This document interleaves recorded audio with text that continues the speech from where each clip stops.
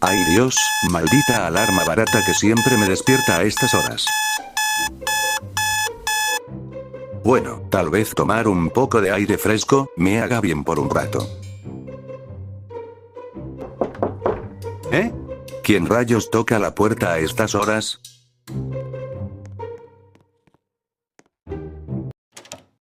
Oh Dios mío. Hola Calebebef, hemos visto tu potencial, y quisiéramos estar con usted para charlar un rato. Ustedes quieren visitarme por un rato. Este es el mejor día de mi vida. ¿Qué? ¿Todo era un sueño? Ta madre, y yo pensando que era verdad. Jajaja, qué pendejo, en serio creyó que todo era verdad. XD.